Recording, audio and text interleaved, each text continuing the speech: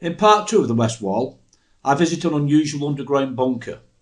I have a walk around the Hurtgen forest to see what happened here in 1944. I then visit some Lime's programme bunkers on a ridge on the south side of the Hurtgen forest. Now, not all bunkers on the Westwall were for infantry or artillery. There's another bunker down here that was equally as important, but not for them two reasons, for a completely different reason. Let's go and have a look at it.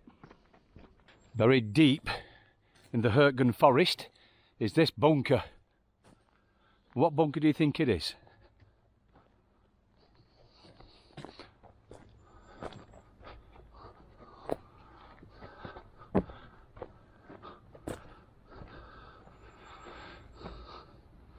Well, I'll tell you. It's a water bunker. What you see here is a water bunker built in 1939, can supply 4,000 people with water. 3 compartments inside here holding 75,000 litres of water, plenty enough to go round. The size of this place is about 17 metres by 17 metres, so it's obviously going back that way and going back that way. It used to feed the local bunkers round here at one point, but apparently all the pipework's all gone now, but no doubt the pipework been underground anyway. Here a bit closer look, but you can see, I don't know if it could be, looks waterlogged, I don't know how solid the ground is.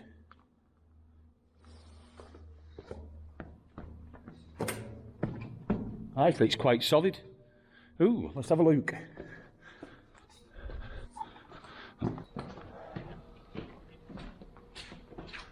Right, let's have a nose inside here.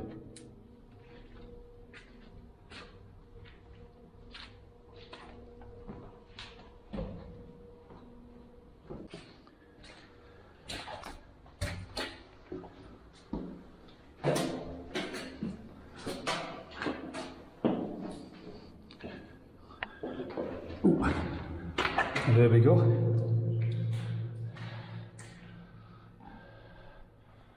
No doubt the water would fill up here first and then rise and go into that size there.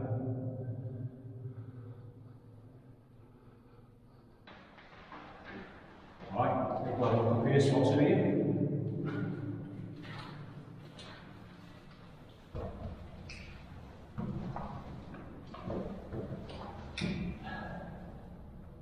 And that's one side, inside the other bunker, completely dry. Well, you can imagine all that water in here, can't you?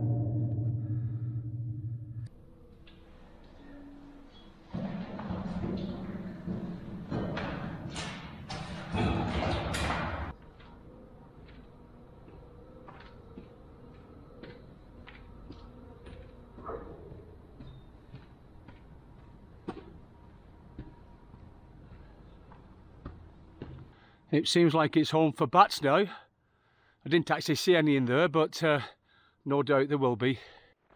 I heard noise in that, I was going down to that water bunker. It was like a banging noise and I thought, somebody in there. Anyway, I've come out now. It's actually at the front of me somewhere over there, but it's resonating in that water bunker, believe it or not.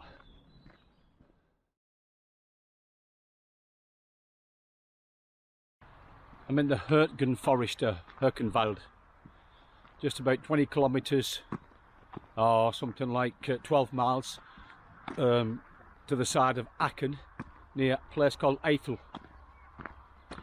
Now, in August 1944, this is where the Germans and the Americans had a very, very bloody battle here. Now, we're going to have a look round of what's here in this Hurtgen forest and what's left, and I'll tell you a little bit more about what went on.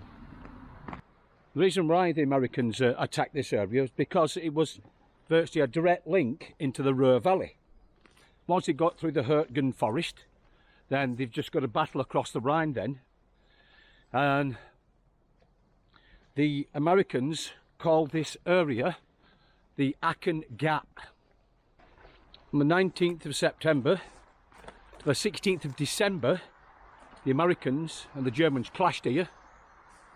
The Germans had the high ground. It's very steep indeed.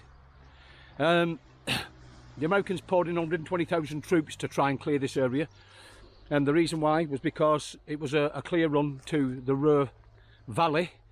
If you want to have cleared this area, you go across the Rhine, and then you're into Germany, then into the beating heart of Germany, if you want to say that. All told, 24,000 soldiers were killed, plus 9,000 non-combatant soldiers, which in other words they were evacuated for either illnesses, diseases,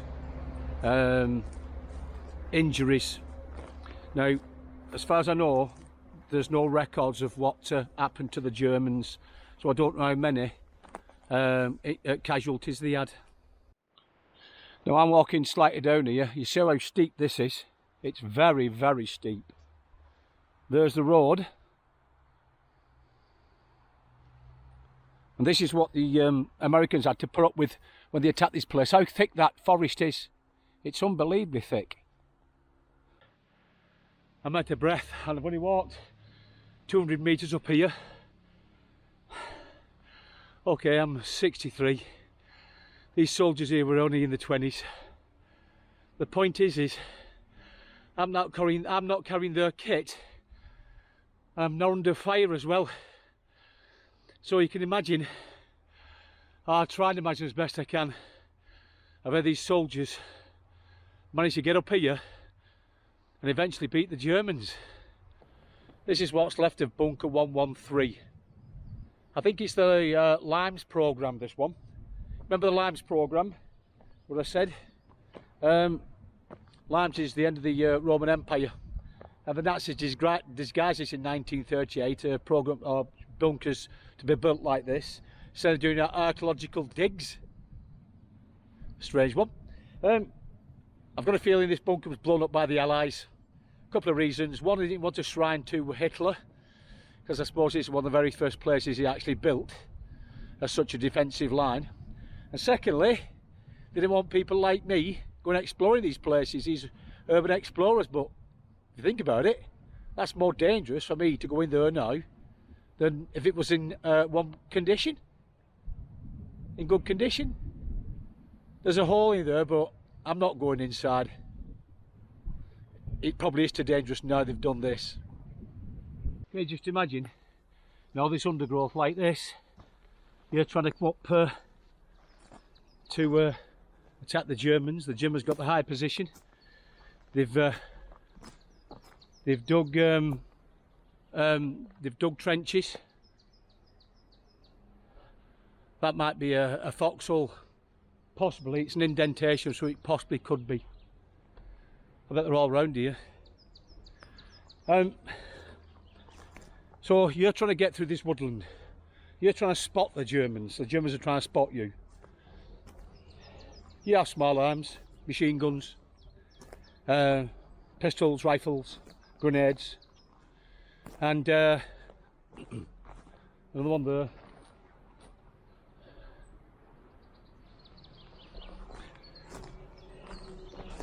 That makes logical sense in one way because it's behind a tree.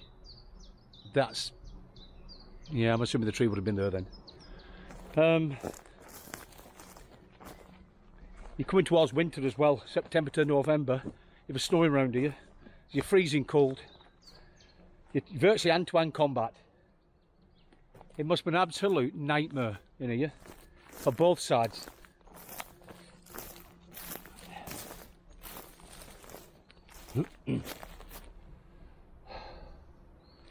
And you see these trees here.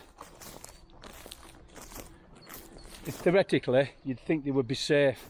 You're hiding behind a tree, pop yourself out, shoot a German, or German shoots you, and pop back in. But it didn't always happen like that.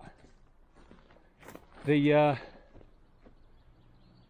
shells that were raining over here from no doubt a distance, where it were clearer on both sides, would but don't even hit the floor, doesn't have to hit the floor. It'll go through the tree line at the top of here, smash into these trees, splinter them in all directions, just like shrapnel. If you get hit by a piece of flying branch or whatever it may be, it's a good chance you're going to get seriously injured and even die. It looks like a great example of a foxhole. That looks so much like one. I know the Germans built trenches as well. That may have been a German one. That looks like another foxhole, probably. Obviously I'm not sure. It's been 80 years since they were around here. It's a very eerie place. Very eerie. Well, you know that soldiers have died here. It's theoretically sacred ground, to be honest with you. But you're allowed to walk through it. I may be walking on a dead soldier, for all I know. I don't know. I hope not. This is in memory of a gentleman called Robert Cahoe, or Cahoe, who died here. He was the eldest brother of 8 of them from Wisconsin farming family. During the first stage of the war, he was actually a military policeman back home. Then he decided to volunteer for a frontline service and was transferred in Europe. He joined the 78th Army Infantry Division. In autumn of 1944, his unit was involved in a heavy fighting in the Hurtgen forest around this area. At one point, the American forces got stuck with their advance towards the city of Schmid, was confronted by heavy resistance. The 78th Division made an effort to take the pillboxes. That started around the strategic hill called the Oschenkopf. And during a prolonged battle around this area, trying to take these bunkers, a number of his comrades were injured. Robert volunteered to try and save them. However, during his endeavour, he stepped on a landmine and died. Other GIs weren't able to reach him due to the German crossfire. After the fighting was over, Robert's body was buried in the woods, more likely by German soldiers. And in this makeshift grave, he was rested here for over 56 years. There was a message sent to Robert's family saying he was missing in action. And then eventually, after about a year, Robert was declared dead. However, what really happened, they didn't know, up until April of 2000, when combat engineers combed the woods for remaining landmines, found this improvised grave. Given his size of over 2.1 metres, he was easily identified. Though his remains were shipped to the US, his family still visited the Hurtgen forest regularly. Fortunately, Robert is one of many soldiers missing in this woodlands, still not being found yet. So this cross I lay in memory of Robert. I know he's not here, I know he's been shipped home, but his spirit's still here. And for all the 24,000 Allied soldiers that died, and numerous Germans that died as well, may they all rest in peace.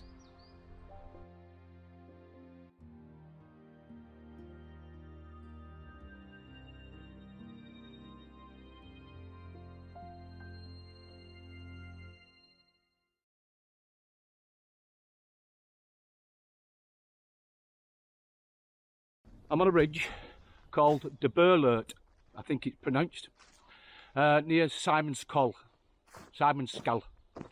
It's a ridge that is heavily dense, as you can see here, part of the Hurtgen forest, and there's a few bunkers that we can have a look at on here, what's part of the Westwall. Let's go and find them.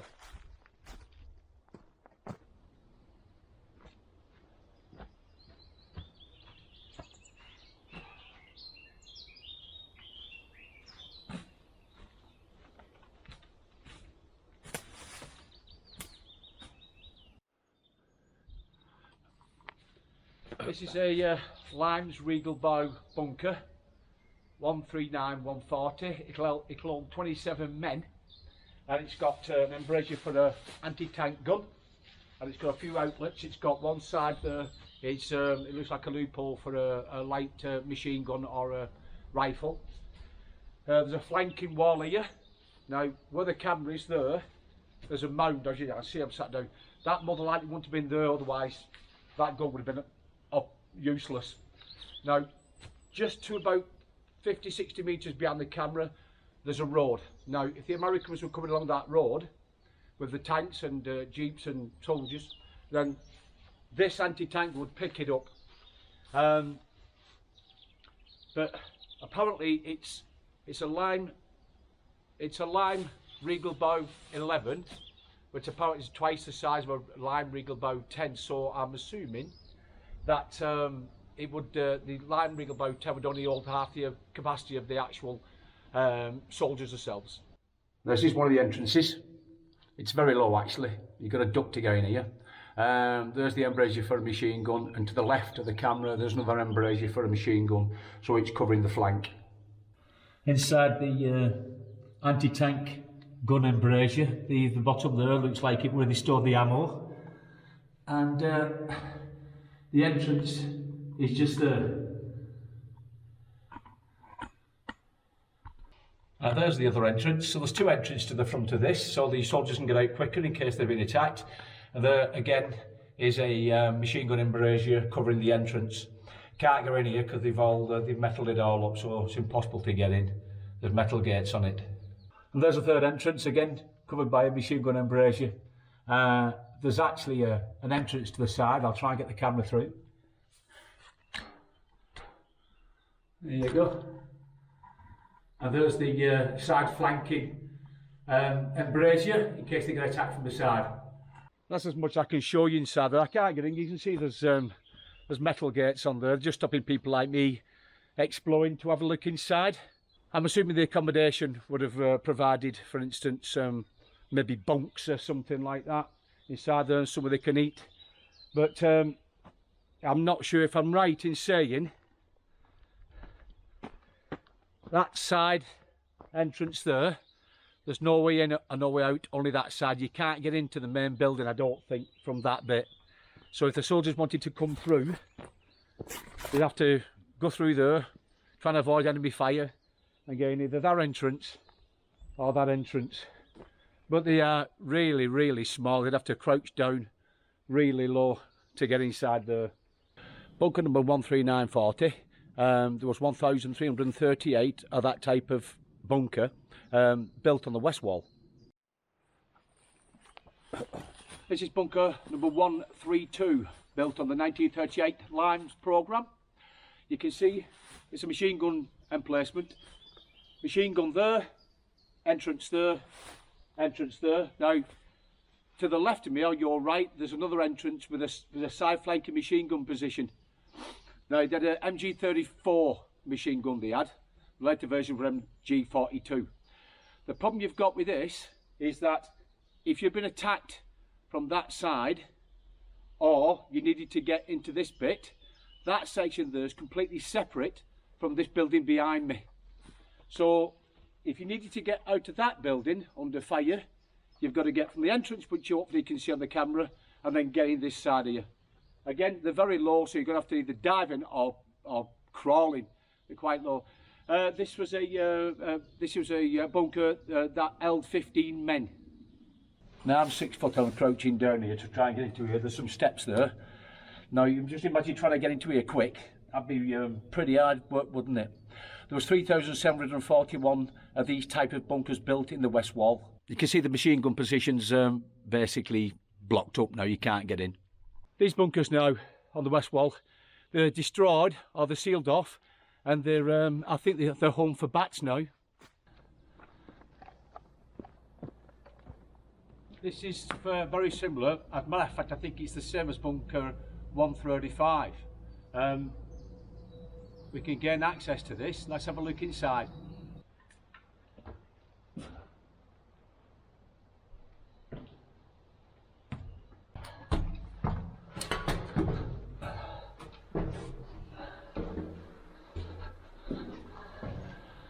Not much in it, it's waterlogged. I suppose for bats, but I don't see any bats in here at all. That side compartment there is more than likely to store ammo. And there's the energy embrasure. And you can see the metal rods there. It's more than likely would add a metal shutter on there.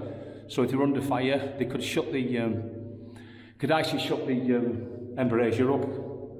See me here, this is machine gun embrasure, type MG34.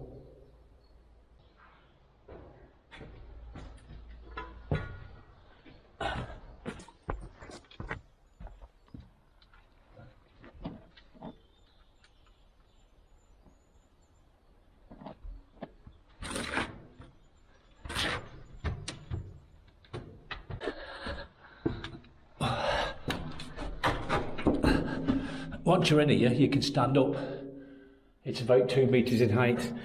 There's one of the machine gun embrasures with a metal plate on it, and obviously little hinges and that to lock it, lock a little plate in place in case they get under attack. Around here is a bigger one. That, I've got a feeling that's more than likely going to be rifle, that, more than anything else.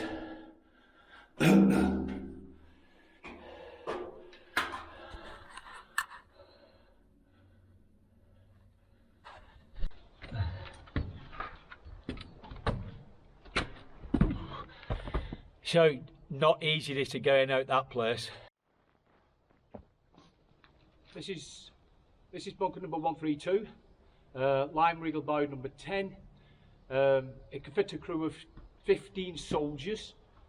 It's got 2 entrances to this machine gun post and a separate entrance to the machine gun post that's fitting the back of the actual bunker and to the left hand side or the right hand side, whichever you're facing it.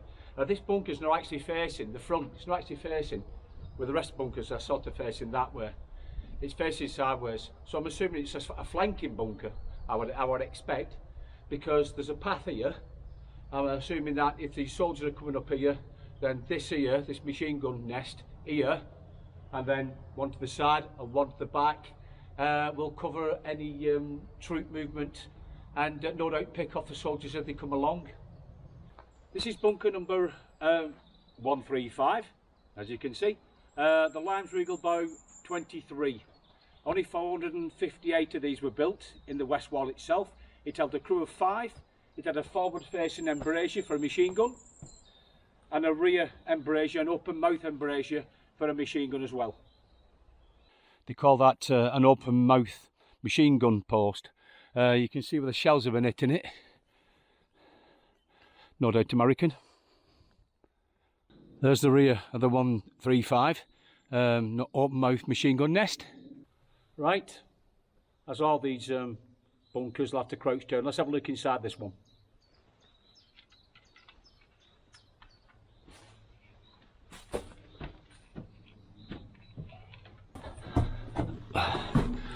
Like most bunkers, they have a machine gun and rifle embrasure at the entrance.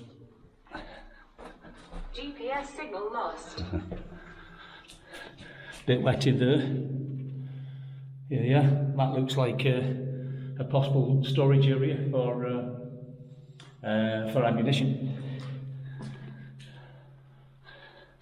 Around here, nothing much here really. There's an open mouth embrasure. I think that's to the side actually, not to the back. There's the open embrasure to the front.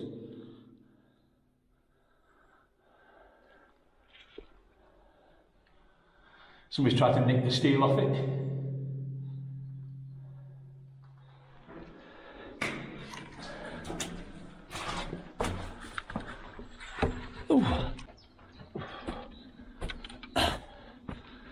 Pretty peaceful today, very quiet this woodland here. But back in 1944 would have been a hive of activity. There's 2 ridges that at least the Americans had to get over, and it was both of these ridges were heavily fortified by the Germans. This was the first ridge, and I've just shown you some bunkers there. The second ridge, there's some bunkers on there, but they're destroyed, been blown up, but these have been preserved, I think, for bats more than anything else. And then they had an open section then to get across, going towards the Rhine and the Ruhr Valley. The Ruhr industry, that's where they were trying to get to. So I can see, because of all these these trees so densely populated everywhere, then the Americans would have struggled to get past these two ridges back in the valley, another ridge. There is roads through here. Obviously, they need them to for the Germans to build these bunkers. But I can imagine tanks coming along here, and they can be probably either bogged down, especially if it was getting towards winter when they were coming up here. And no doubt the Germans could pick them off. Now the bunker, well, I've just shown you that one that looks like a 135. That is actually not facing the front of the of where Belgium is, which is over there. It's actually facing the side. It's like a flanking position. So the firing of the gun is actually to the right and to the left, and at the back as well, which I find peculiar actually. I've been inside it. There's no other flanking positions, only to the side, to the back, and to the left hand side, or whichever way, the right hand side, whichever way you look at it. So I'm not exactly sure what that was. I'm only assuming it could be enfilade fire, firing across the rest of the bunkers if it's protecting this actual this road itself. This woodland is so dense. You try and imagine that you're actually trying to get through here. It would got to have been hand-to-hand combat. It had to be. Nothing else they can do really, unless you can hit that road there. But that'd be covering by the bunkers and the soldiers stationed here, the German soldiers. So it must have been so difficult to get through all this lot. Imagine the soldiers clambering up here to try and get past the Westwall, which would have been behind me. It must have been absolute torture. Well, I don't know what bunker this was because it's completely blown up, so it doesn't give you any indication where it is. But I think I'm in the area where down this slope here, there's the Limes programme bunkers, sorry. So if this is one of them, this could possibly have held 15 soldiers, but there should be 2 embrasures either side. I think there's some embrasures at the front for rifle fire. As you can see, it's completely blown up. So, but the place where it's overlooking, there's no way I would like to attack this place. I'll show you in a minute. I mean, soldiers in here, they could probably come out in fair safety, to be honest with you, and just throw grenades at the American soldiers. Here, I'll show you. That's where we are. Obviously, trees might not have been there then again, they might be. When the Westwall was built, it had some serious flaws in it. General von Alfred Jodl paid a visit to it when it was being built, and he says nothing but a building site. When Field Marshal von Rundstedt paid a visit to it, he just laughed. He just thought it was a joke. George H. Patton said, "These are fixed fortifications, monuments of man's stupidity." So when you think about what Patton said, he's probably correct. I mean, when you've got a fixed fortification, it must be difficult to actually defend itself, really. It's like when you were in stalemate in the First World War, when you had trench warfare and you'd gain a few metres on Mars and then you'd retake it. So when you get these fortifications here thinking that, well, at least they can defend themselves, they just fire through a loophole, or, you know, it must be difficult if you have a fixed fortification and you're just stuck in it, really, more than anything else. But I'll give the Germans one thing. I mean, if you look at the walls they've built, the Atlantic Wall, the East Wall, and the West Wall, the Atlantic Wall was conquered, if you want to class it as that, in one day at the Normandy landings.